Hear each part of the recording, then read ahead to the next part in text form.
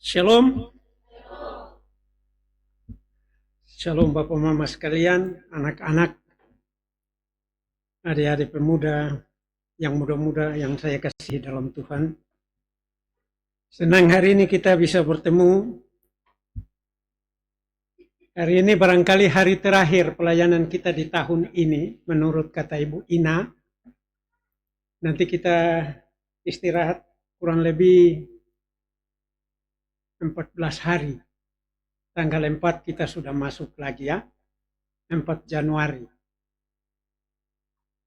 Bapak Mama, hari ini tinggal 10 hari lagi tahun ini akan berakhir.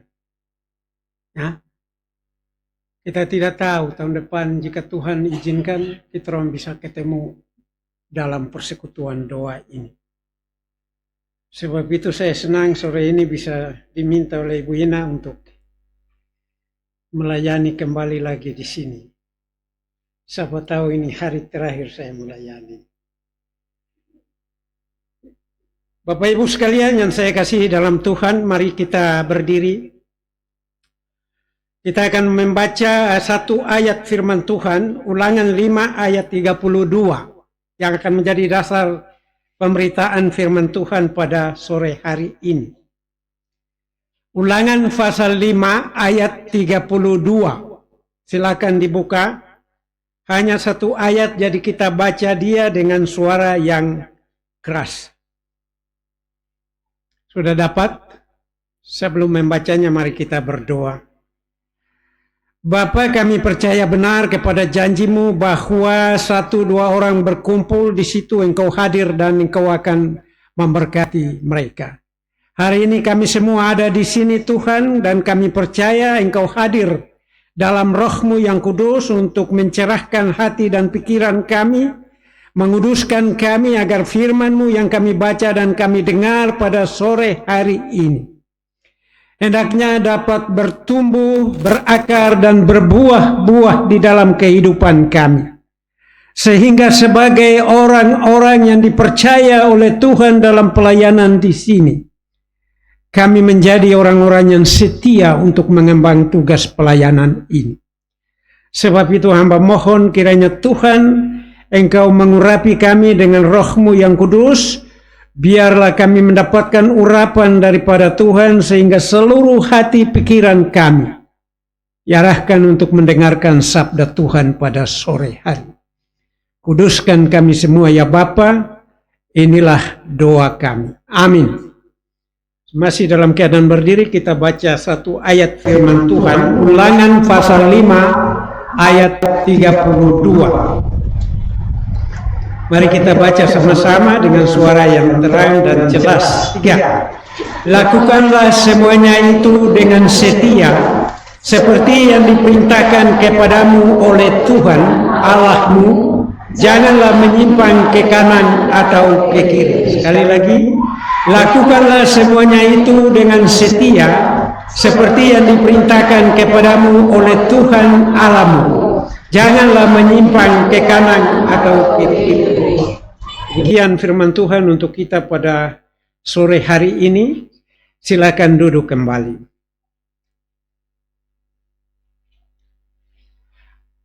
Bapak Mama sekalian yang saya kasih di dalam Tuhan, saudara-saudaraku, tema atau pokok khotbah renungan kita pada sore hari ini, setia untuk melayani Tuhan. Setia untuk melayani Tuhan. Salah satu ciri atau sikap dari Tuhan adalah kesetiaan.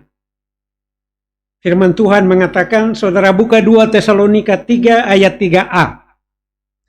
Yang dapat silakan dibaca dengan suara yang kuat untuk didengar oleh kita semua. 2 Tesalonika 3 ayat 3a.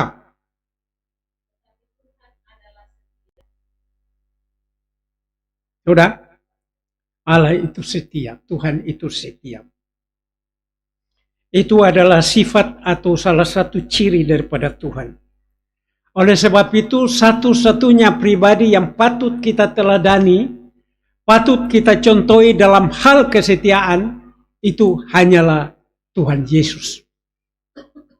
Karena kesetiaannya saudara, dia rela taat kepada perintah Bapaknya di surga untuk menjalani kehidupannya selama 3 tahun melayani sampai kepada dia harus menjalani penderitaan sampai matinya di atas kayu salib. Demi menebus dan menyelamatkan saudara-saudara dan saya. Itu semua karena kesetiaannya. Sebab itu firman Tuhan mengatakan bahwa semua orang yang dipercayai untuk pelayanan ini adalah orang-orang yang tergolong di dalam orang-orang yang setia dalam pekerjaan ini. Jadi kalau kita melayani Tuhan dengan baik, maka kita setia. Tetapi kalau kita tidak melayani Tuhan dengan baik, jangan pernah saudara berharap setia. Tidak ada. Tidak benar. Karena kesetiaan itu saudara, dia ibarat angin. Kita tidak bisa kejar dia, tapi kita rasakan kesetiaan itu di dalam kehidupan kita. Sebab itu kesetiaan dan kepercayaan itu dua hal yang saling erat berkaitan. Sama seperti lem dan perangko. Ini satu kesatuan yang tidak bisa dipisahkan. Setia dan percaya. Bapak Mama sekalian yang saya kasihi di dalam Tuhan, berbicara tentang soal melayani Tuhan. Banyak kali kita bicara melayani Tuhan, pikiran orang terus ke pelayanan di gereja. Para pendeta, para penatua, para diaken, kostor dan sebagainya yang tiap hari kerja di gereja. Kita yang bekerja di luar gereja di dalam persekutuan seperti ini juga dipanggil untuk melayani. Bukan saja di dalam persekutuan doa, tapi dalam konsep yang lebih luas, dalam keluarga, dalam lingkungan masyarakat, itu juga kita dipanggil oleh Tuhan untuk melayani. Oleh sebab itu saudara, kalau kita bicara tentang kesetiaan, itu tidak bisa kita tempatkan dia hanya di gereja saja orang setia. Di dalam rumah tangga juga perlu orang setia. Suami harus setia kepada istri, istri harus setia kepada suami, orang tua setia kepada anak-anak, anak-anak juga setia kepada orang tua. Bahkan di lingkup pekerjaan kita pun kita harus setia kepada pekerjaan kita. Hari ini saudara, banyak sekali isu-isu yang kita dengar, bahkan kejadian-kejadian yang kita akibat dari ketidaksetiaan banyak orang-orang Kristen yang akhirnya bercerai dengan istri, bercerai dengan suami mereka karena tidak setia. Banyak orang Kristen yang juga tidak setia ketika diberikan pekerjaan bagi dia. Begitu dikasih pekerjaan untuk dia, dia tidak setia, akhirnya kerjanya hanya menipu. Dia dikasih tugas kerja jadi satpam di karisma di situ. Tapi di teman-teman dia bilang dia ditunjuk menjadi kepala administrasi di karisma situ. Itu kan sudah tipu toh. Banyak orang Kristen yang diberikan kepercayaan oleh Tuhan untuk menjadi pejabat, gubernur, bupati, wali kota, camat, kepala desa, lurah, kepala desa, bahkan sampai ke RT RW. Akibat ketidaksetiaan mereka, terjadilah apa yang disebut dengan korupsi. Dan makan habis itu uang negara itu karena don tidak. Bahkan saudara, sebagai anak-anak Tuhan yang dipanggil bekerja dan melayani di dalam persekutuan doa, di gereja, atau di lembaga-lembaga Alkitab yang lain, banyak orang yang tidak setia dan akhirnya dia menjadi murtad. Meninggalkan Tuhan dan dia pergi kepada kehidupannya yang lama. Sebab itu saudara-saudara, salah satu karakter yang hampir tidak mudah kita temui di dalam diri manusia adalah kesetiaan. Jarang sekali seseorang itu mau setia ketika apa yang diharapkan itu tidak menjadi kenyataan. Orang mau setia kalau dia mau dapat upah dari orang yang kasih pekerjaan. Ini realitas, ini kenyataan dari kehidupan kita. Begitu juga halnya dengan hal mengikuti Yesus. Banyak orang yang mengikuti Yesus, tapi tidak setia dalam panggilan. Hati mereka mudah berubah-ubah. Ketika mereka lihat di luar, bertemu di luar dengan sesuatu yang menurut mereka itu sangat enak, sangat baik, dan lebih cocok, ini yang benar. Cepat sekali dia berubah dan dia pindah ke situ. Kesetiaan itu, saudara, hampir sama dengan cuaca. Kalau cuaca mendung seperti begini, banyak orang yang malas untuk pergi melayani. Tapi kalau cuaca lagi cerah, dia menggebu-gebu datang untuk melayani Tuhan. Itu suasana hati dan kebatinan kita. Tapi saudara-saudaraku yang saya kasih dalam Tuhan, harus kita ingat bahwa untuk meraih sesuatu yang kita mimpikan, yang kita cita-citakan, yang kita harapkan, maka dibutuhkan daripada kita kesetiaan. Segala sesuatu yang kita kerjakan dengan pasti akan membuahkan hasil secara maksimal apabila kita lakukan itu dengan setia. Komitmen kita, saudara-saudara, kesetiaan itu adalah komitmen kita untuk terus bersama-sama. Dan orang yang berkomitmen untuk setia itu biasanya orang-orang yang saling mengasihi satu dengan yang lain. Orang yang saling mencintai satu dengan lain. Tidak ada komitmen tanpa kesetiaan, atau tidak ada kesetiaan tanpa komitmen. Juga tidak ada komitmen tanpa kenyamanan. Mari kita perhatikan nats bacaan kita pada saat ini.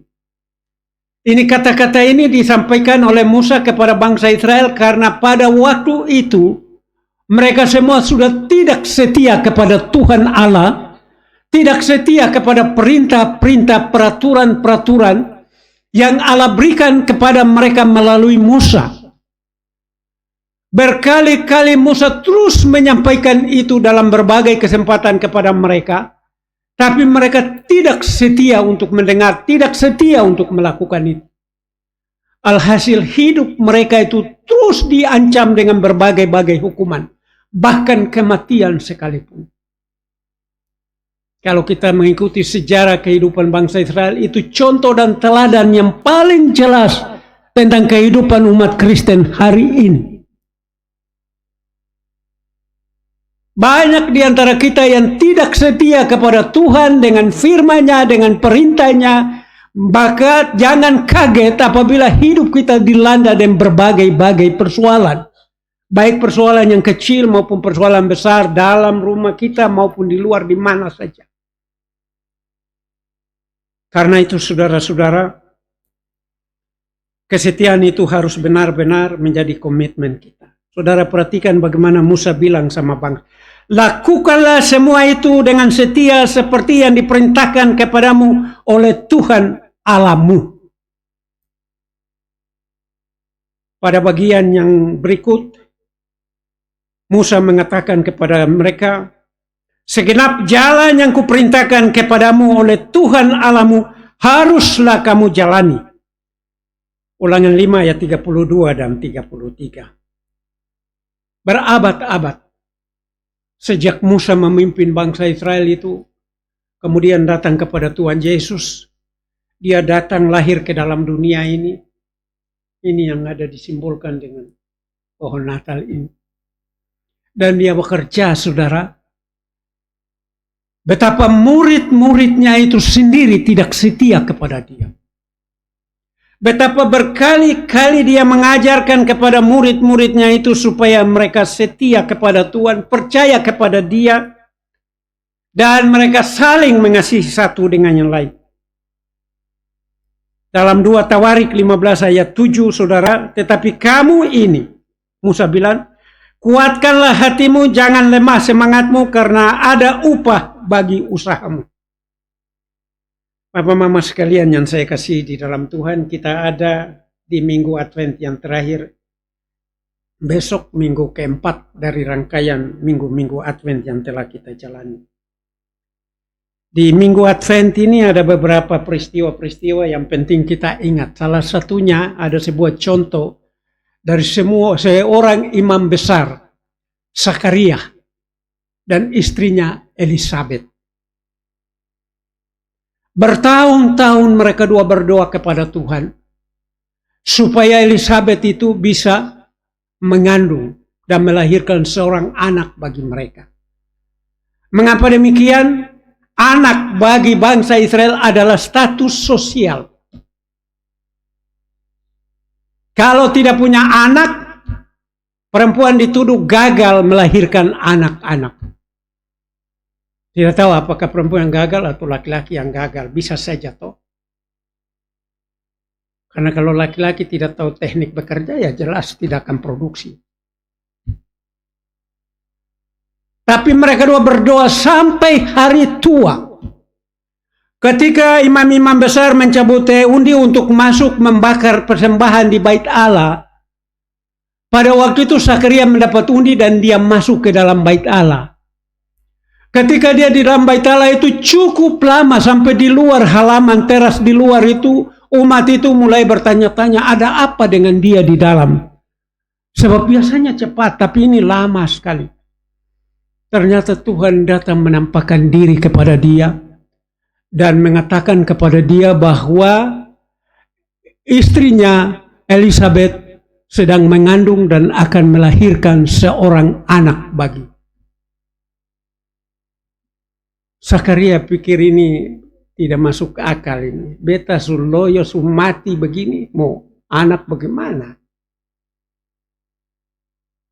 Karena dia tidak percaya, dia keluar dan dia bisu, tidak bisa bicara. Orang tanya dia bisu. Malaikat bilang sampai dengan anak ini lahir baru engkau dapat berbicara. Karena itu dia keluar itu, perjalanan itu sampai waktunya dia melahirkan, baru dia bisa bicara kembali sesuai dengan janji Tuhan. Anak ini dilahirkan menjelang kelahiran Yesus untuk menyiapkan jalan bagi Yesus. Karena itu diberi nama Yohanes yang lebih dikenal dengan Yohanes Pembaptis itu. Saudara-saudara tahu, meskipun Zakaria dan Elisabet sudah berdoa terus untuk dapat anak, tetapi tidak pernah kasih. Mereka dua tidak pernah undur untuk tetap berdoa, membaca firman Tuhan, dan tetap beribadah kepada Tuhan.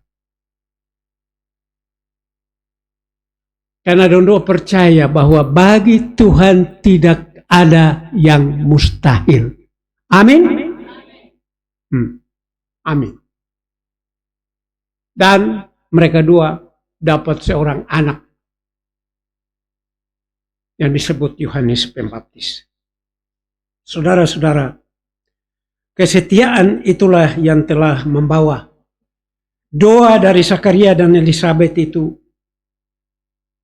melahirkan anak sebelum Yesus datang. Karena itu Yohanes Pembaptis itu dikenal sebagai menyiapkan jalan bagi kedatangan Sang Juru Selamat itu. Saudara perhatikan ketika malaikat bilang sama Zakaria di dalam bait Allah itu, jangan takut bahwa doamu akan dikabulkan. Dia hampir tidak percaya. Sebab bertahun-tahun lamanya. Sampai dia usia tua renta, sebab itu usianya sudah di atas 80. Dulu orang-orang Israel itu udah umur sampai 200 tahun, 600 tahun. Sekarang ini orang baru umur sampai dengan 40 saya lagi game semua. Karena tiap hari makan bakso terus. Makan apa itu? Salome ke apa itu? Itu barang-barang itu yang bikin kita cepat mati. Kan dia banyak mengandung zat-zat yang tidak berguna bagi pertumbuhan. Tadi saya mau berdiri untuk bikin kesaksian Tapi ini saatnya saya mau saksikan untuk bapak-bapak.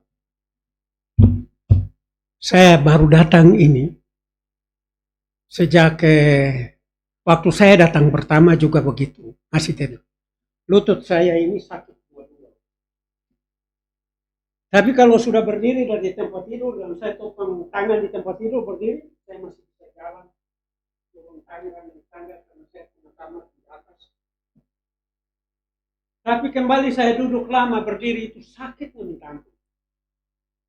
Semua usaha medis sudah saya jalani. Sampai dorong foto saya punya lutut bilang ada cairan, dorang kasih kering itu dengan sinar X, sinar apa? Ultra red. Kasih kering apa? Semua ramuan. Terakhir saya pesan susu apa itu? Susu atau kambing atau apa itu? Saya pesan itu dan saya minum. Tidak pernah lebih. Terakhir saya pergi di dokter bilang begini sama saya, Bapak Pendeta, itu karena faktor usia. Saya bilang, dokter, saya masih muda. Saya usia baru 68 ini masih muda, dok. Masa karena itu saya lutut longgar begini. 2 minggu yang lalu, saya panggil anak dari Kupang datang perbaiki saya punya instalasi air untuk naik ke dia. Oh, anak ini dia sudah sering bikin itu dan dia sudah terampil. Tapi itu pekerjaan itu sampai 2 minggu belum selesai. Sampai semua peralatan yang dia suruh beli itu, sampai saya beli pompa itu 2 kali untuk itu. Tetap tidak jadi. Terakhir saya bilang sama dia, kau pasang lagi kalau tidak jadi sudah kasih tinggal dia sudah. Jangan kita orang terlalu ini. Dia pasang sampai sore jadi, malam kami tidur, jam 11 tiba-tiba pipa yang tebal ini, pipa air tapi yang warna coklat ke abu-abu yang tebal itu. Dia masuk di sini, tiba-tiba dia pecah. Pecah itu bukan pecah garis 1 bentai, pecah garis 2 macam F. V. Malam-malam saya masuk di toilet, saya coba, loh kenapa air? Ternyata besok dia jalan. Saya telepon dia, saya bilang, Meu, anak timur namanya Ameu. Kau datang dulu lihat ini dulu. Ganti lagi. Kalau sampai terjadi apa-apa dengan ini berarti itu tidak betul. Dia datang, Dondo sementara kerja, saya naik di kamar dan saya berdoa, Tuhan, kalau ini pekerjaan dari kuasa-kuasa jahat, dalam nama Yesus saya minta, singkirkan. Dan akhirnya sampai malam selesai, air jalan sampai hari ini. Sementara saya lutut masih tetap sakit sampai hari ini. Seumur hidup ini baru 2 kali saya merasa diancam dan dikerjain oleh kuasa roh jahat. Setan-setan. 30 tahun yang lalu lah, 38 tahun yang lalu.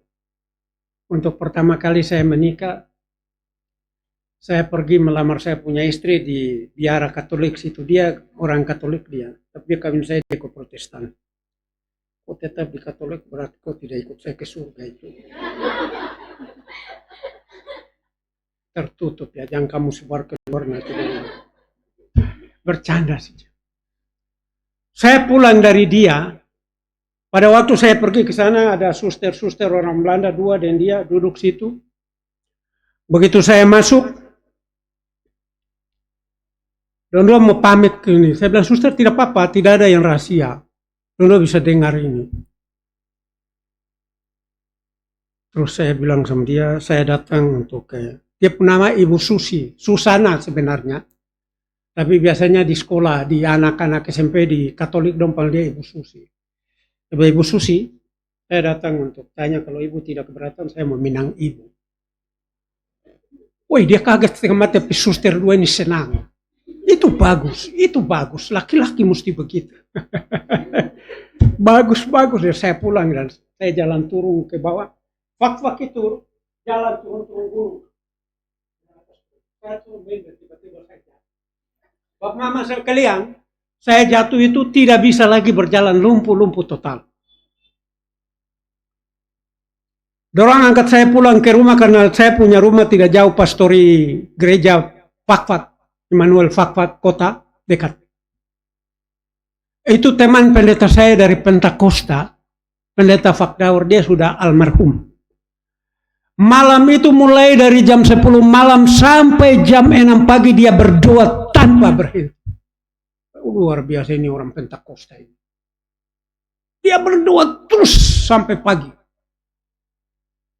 Pagi dan dia bilang sama saya, sobat, dia panggil saya sobat karena kami dua sebaya. Saya mesti bawa ke rumah sakit supaya dokter lihat dulu. Apakah ini karena faktor medis atau ada faktor apa ini? Saya sudah berdoa dari pagi, dari malam sampai pagi ini. Sepertinya ini iblis ini, setan dia tidak mau lari dari kau.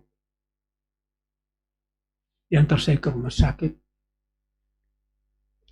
Saya diperiksa oleh dokter, kemudian dikasih obat-obat. Sementara dia terus datang berdoa dan saya di rumah sakit. Jadi saya minum obat berdoa, dan berkat keyakinan dan iman saya kepada Tuhan, saya jalan kembali sampai hari ini di kupangin saya lutut longgar lagi. Tahu ini. Berarti setan di Kupang dong punya kuasa lebih besar dong lebih kuat tapi dong tidak kalah kuasa yang ada dalam diri saya. Kuasa Yesus lebih berkuasa dari segala musuh-musuh kita. Hari ini saya bisa berdiri tegak di depan mama-mama dan bapak-bapak sekalian. Bagaimana kuasa Tuhan yang tinggal di dalam diri kita itu mampu memprotek kita dari berbagai masalah. Asal kuncinya setia kepada Dia. Jangan pernah menyimpang ke kiri atau ke kanan. Jalan lurus dengan Dia. Jangan pernah belok kiri kanan. Lu belok berarti lu sesat sendiri. Ikut Dia, pasti yang kau sampai di situ. Saudara, suatu waktu ada seorang bapak-bapak datang tanya kepada Ibu Teresa, Madam Teresa. Tahu Madam Teresa? Itu ibu yang berjasa di India, di Kalkuta. Orang ini datang lalu dia tanya ibu sudah melayani di Kalkuta begitu banyak orang miskin yang ditolong, tetapi ternyata masih lebih banyak yang tidak pernah ditolong. Lalu ibu ini bilang sama dia, bapak ini bilang, apa ibu tidak merasa gagal? Dia jawab, bapak ini dia bilang, anakku, aku dipanggil untuk berhasil. Aku dipanggil bukan untuk berhasil, tetapi untuk setia. Karena itu aku akan setia bekerja sampai Tuhan memanggil aku. Saudara-saudara, hari ini kita melihat dan menyaksikan ada begitu banyak hamba-hamba Tuhan. Pendeta-pendeta, penginjil-penginjil, hamba-hamba Tuhan. Yang bekerja dan melayani dengan begitu giat hanya ingin berhasil di dalam pelayanan mereka. Tanpa mereka sadari bahwa dengan mengejar keberhasilan itu mereka jatuh di dalam bahaya kesombongan. Mereka sombong dan menganggap bahwa ini semua karena beta, bukan karena Tuhan. Atau bukan karena mati, tapi karena beta punya pekerjaan dan pelayanan. Begitu gampang hamba-hamba Tuhan hari ini mengklaim keberhasilan, kesuksesan itu sebagai hasil yang mereka raih. Itu bukan karena campur tangan Tuhan. Karena itu hari ini kita lihat banyak pendeta-pendeta, banyak penginjil-penginjil yang karena kesombongan itu, mereka jual Injil dengan harga mahal, seakan-akan mereka buka perusahaan untuk tawar Injil kemana-mana. Di Jakarta kalau undang pendeta-pendeta yang kelas-kelas seperti itu, Harus punya cukup uang baru undang-undang datang. Kemarin saya ada punya 2 tamu dari Jakarta. Orang datang sama-sama dengan Ibu Talita Dodo. Talita Dodo ini kan kita dengar dia itu dulu itu penyanyi toh. Dia sekarang jadi hamba Tuhan dan dia punya suami pendeta Hatu. Dan dua berkhotbah keliling-keliling. Saya tidak kenal dia, saya cuma tahu dia dari dia lagu-lagu. Tapi salah satu pendeta tua di Jakarta itu dia kenal baik saya. Pendeta Eki dan salah satu Batak masih muda-muda. Pendeta Apron. Dan dia telepon saya, pendeta, kami ada mau melayani di Timur Leste. Apakah Bapak bisa mengantar kami, mendampingi kami? Bilang bisa, nanti saya bantu. Udah pas udah mau datang saya jemput orang. Kami pergi di hotel pantai laut tadi Kupang sana. Habis makan kita orang duduk bicara tentang besok mau berangkat. Udah kita atur itu semua. Sekarang kita berangkat. Sampai di sana Dili hari ini saudara.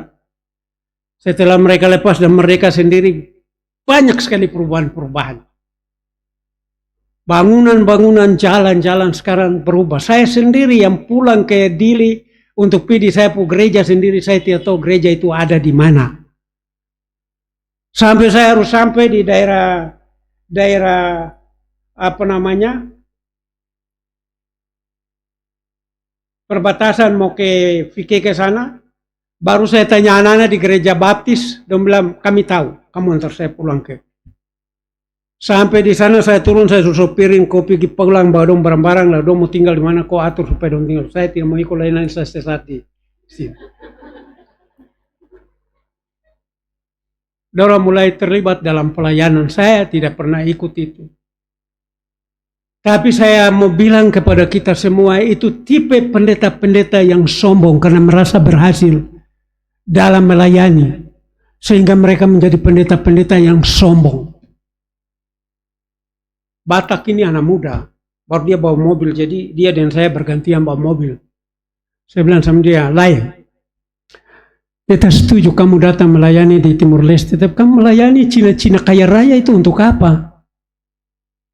Layani masyarakat kecil yang ini, penduduk asli ini yang sampai sekarang tidak jelas dong hidup ini. Itu yang tepat. Kalau kamu melayani orang-orang kaya itu yang kamu kejar itu dolar toh. Dia merasa terpukul, dia betul pendeta. Karena sekarang itu Injil itu dijadikan sebagai komoditas bisnis. Orang jalan jual nama Yesus di mana-mana supaya dapat uang. Bukan lagi sebagai kesaksian bahwa Yesus inilah yang berikan berkat kepada kita. Saudara-saudara, kita tiba pada kesimpulan dari firman Tuhan pada hari ini. Hari ini saudara, hari terakhir dalam pelayanan, tadi saya sudah sampaikan di awal renungan kita. Kita akan rest atau istirahat sejenak untuk memasuki Natal dan Tahun Baru. Kata Ibu Ina nanti tanggal 4 kalau kita sudah bisa kembali. Saya ingin mengajak kita semua, mama-mama, bapak-bapak, anak-anak muda, ya. Marilah kita setia dengan karunia dan talenta yang Tuhan sudah percayakan kepada kita. Sekalipun barangkali pelayanan kita di sini tidak terlihat dan tidak dipandang orang, tetapi jika kita melakukannya dengan setia, maka pada waktunya kita akan mendapatkan upah dari Bapa kita. Baca Matius 25 ayat 21. Kamu yang duduk sini. Kamu kita inilah orang Kristen modern itu datang ke bawah kita bawa HP. Baca itu. Kamu 3 yang saya perlu kau dengar. Baca. Sudah apa? Baca.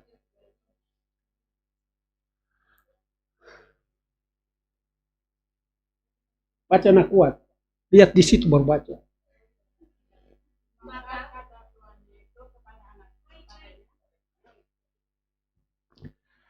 Maka kata tuannya kepadanya, baik sekali perbuatanmu itu, hai hambaku yang baik dan setia.